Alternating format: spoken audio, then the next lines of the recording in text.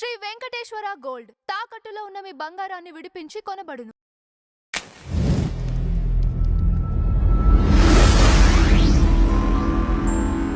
నమస్తే అండి, welcome to tree media. మనతో పాటు బ్రహ్మశ్రీ వెన్నంపల్లి నిశాంత్ శర్మ అవధాని గారు ఉన్నారు. నమస్కారం గురుగారు. మహాదేవ. గరికిపాటి వారి మొదటి భార్య 2 రోజుల నుంచి వరుసగా వీడియో రిలీజ్ చేస్తూ ఆవిడ పర్సనల్ ఛానల్లో రిలీజ్ చేస్తూ ఉన్నారు. చాలా వివాదాస్పదమైనటువంటి వ్యాఖ్యలు చేశారు. ఆ వ్యాఖ్యలు మీరు కూడా వినే ఉంటారు. మీకు తెలిసింది ఏంటండి వారికి సంబంధించి? వాస్తవానికి ఏంటి అంటే ఇది వారి పర్సనల్ విషయము, కాబట్టి ఆమె మాట్లాడింది కాబట్టి చెప్తున్నాను. ప్రధానంగా ఉన్న భార్య ఆయనే మగవాడు కాదు ఇలా అన్నట్టుగా మాట్లాడుతుంది. సంతానం లేరు అన్నట్టుగా మాట్లాడుతుంది. వాస్తవానికి సంతానం లేకుండా ఉన్న వాళ్ళు బయట అడాప్షన్ తీసుకున్న వాళ్ళు మన దగ్గర చాలామంది ఉన్నారు. స్త్రీలకు ఎంతసేపు చూడాలి అని అంటే పురుషులకు ఇదొక్కటి విషయం పడివేస్తే ఆ పురుషుడు ఎలా అయినా సరే ఉండిపోతాడు అనే విషయాల్లో చాలామంది ఉంటున్నారు. కానీ అది కాదు సమస్య. గరికపాటి గారు ఎప్పటి నుంచి ప్రవచనాలు ఇవ్వడం చేశారు తల్లి? సుమారు ఒక 10-15 సంవత్సరాలు అయి ఉంటుంది. అప్పటి నుంచి లేనిది ఇప్పుడు ఒకటి కొత్తగా ఆమె మీడియాలోకి వచ్చి ఈయన మీద కాంట్రవర్సీ చేస్తున్నదే. ఆమె ఏం చేసిందంట మరి ఇదివరకు? ఆమె చేసిన ఎన్నున్నాయో తెలుసా అసలు? ఒక్కసారి ఆమె చరిత్ర చూడండి. గరికపాటి గారితో ఉండంగా ఎవరితోనో వెళ్ళిపోయిందా ఆమె? డాకులు కూడా లేకుండా భర్తను వదిలిపెట్టి ఎవరితోనే వెళ్ళిపోయింది. పిల్లలు ఇంట్లో ఉండంగా పిల్లలున్న దగ్గరలోనే వేరే రూమ్లో ఇంకో అతనితో ఉన్న వ్యక్తి ఆమె. ఇప్పుడు ఇవాళ ఆయన గురించి మాట్లాడడానికి వచ్చిందా? ఎవరండి ఆమె? అసలు పేరు కామేశ్వరి. ఆమె పేరులోనే ఉన్నది కామేశ్వరి అని. అవునా? ఇప్పుడు ఆమె ఎక్కడో ఉండేసి నువ్వు గరికపాటి గారి మీద పూర్వపు కక్షలు పెట్టుకొని మాట్లాడుకుంటూ వస్తున్నావు. అసలు ఆయనకు నీకు పోలికేంటి? ఆయనే సరే, ఆయన ఎటువంటి వాడైనా కానివ్వండి, ఆయన ఎంతో మందికి ఉన్నత విద్య నేర్పించాడు. నీవు నేర్పించావా? ఆయన ఎంతో మందికి ధర్మాన్ని బోధించాడు. నువ్వు బోధించావా? ఆయన ఎంతో మందికి సనాతన ధర్మము ఏ విధంగా ఉండాలి, ఎలా నడవడిక ఉండాలి అని ఎన్నో రకాలుగా చూపించిన వ్యక్తి. కానీ నువ్వు చూపించావా?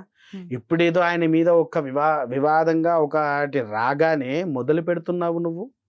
అంటే నన్ను చాలా మానసికంగా ఇబ్బంది పెట్టారు.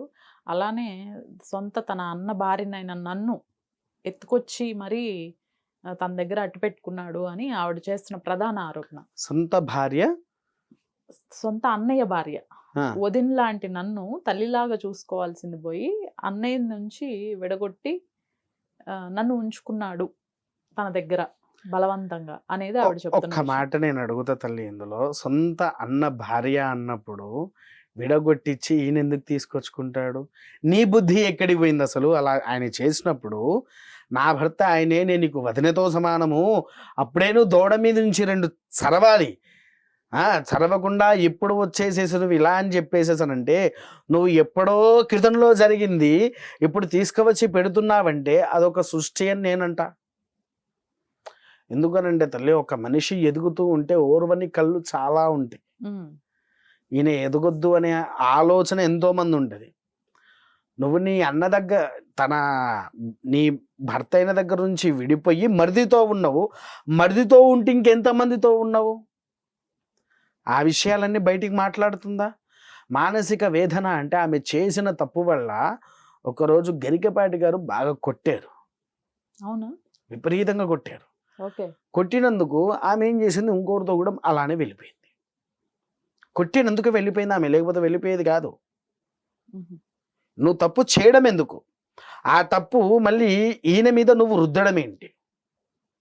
వాస్తవానికి చెప్పాలంటే మీరు నమ్ముతారో నమ్మరో, ఇలాంటి విషయాల వల్ల ఎప్పుడో క్రితంలో జరిగిన ఇప్పుడు తవ్వడానికి అసలు నీకేం ఆస్కారం ఉంది? అసలు నువ్వు ఎవరివి?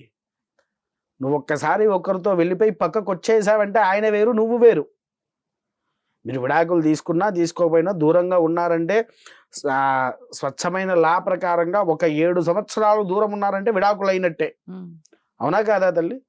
ఇన్ని సంవత్సరాల తర్వాత నువ్వు మళ్ళీ ఇప్పుడు వచ్చినావంటే ఒక 30 సంవత్సరాల తర్వాత వచ్చి మాట్లాడతా అంటే 40 సంవత్సరాల కింద జరిగింది నువ్వు ఇప్పుడు చెప్పబట్టివి. అదే నమ్మడానికైనా ఆస్కారం అంటే ఉంటుందా? నా పాటికి నేను సైలెంట్ గానే ఉండేదాన్ని. బట్ నన్ను అనవసరంగా రెచ్చగొట్టారు. దాంతో పాటు లాస్ట్ టైమ్ ఒక వీడియో చేసినందుకు నా పైన క్రిమినల్ కేసులు కూడా పెట్టడం జరిగింది అని చెప్పేసి అంటున్నారు. నువ్వు వీడియోస్ ఎందుకు పెట్టాలి? క్రిమినల్ కేసు వాళ్ళు ఎందుకు పెట్టాలి? పోనీ ఇప్పుడు నువ్వు చెప్తున్న వాటికి ప్రత్యక్షాధారాలు ఏమున్నాయి అసలు? ఒక ఆధారం బయటికి తీ.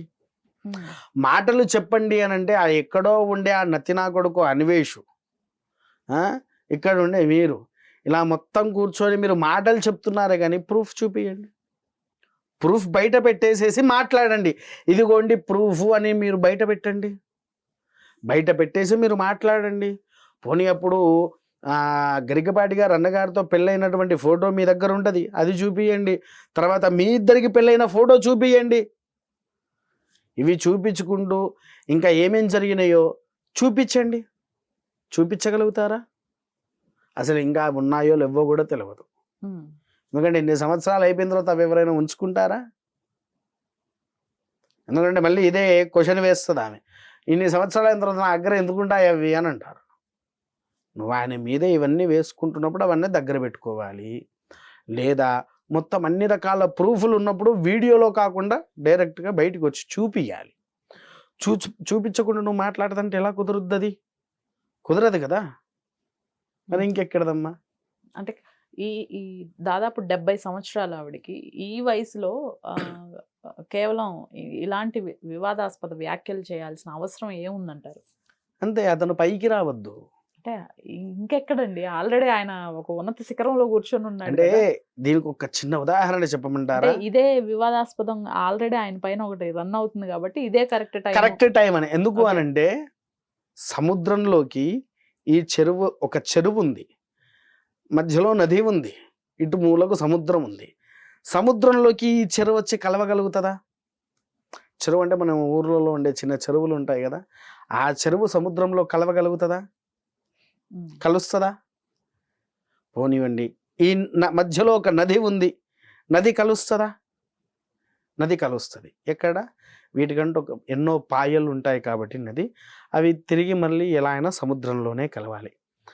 కనీసము ఆ సముద్రాన్ని చేరుకోవాలి అని అనుకుంటే ఇక్కడ ఉన్నటువంటి ఈ యొక్క చెరువు ఈ నది కూడా తాకలేకపోతుంది, నదిని కూడా తాకలేకపోతుంది.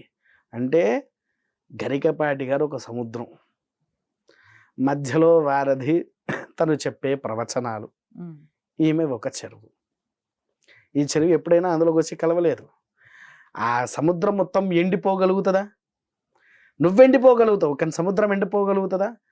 ఆయన ఎక్కడ ఉన్నా, ఒకవేళ నిజంగా చెప్పాలన్నా ఆయన ఒకవేళ వీడియో మానేసిన, ప్రవచనాలు చెప్పడం మానేసిన, పూర్వపు ప్రవచనాలు ఏవైతే ఉన్నాయో ఆయన భక్తులు కావచ్చు, నేనే కావచ్చు, మీరే కావచ్చు, ఇంకెవరైనా కావచ్చు, నిత్యంగా వినేవాళ్ళు చాలామంది ఉన్నారు. అవునా కాదా? ఎందుకంటే అందులో కొన్ని అమృతమైనటువంటి వాక్యాలు ఆయన ఎన్నో బోధించాడు, అమృతమైన వాక్యాలు ఎన్నో చెప్పాడు. కనీసం అలా ఒక్కటి కూడా చెప్పింది లేదే. వీళ్ళెంత మాట్లాడినా ఆయన మీద ఒక ఈగ కూడా వాలినట్టు కాదు తల్లి. రైట్ అండి, thank you so much. Mahadeva.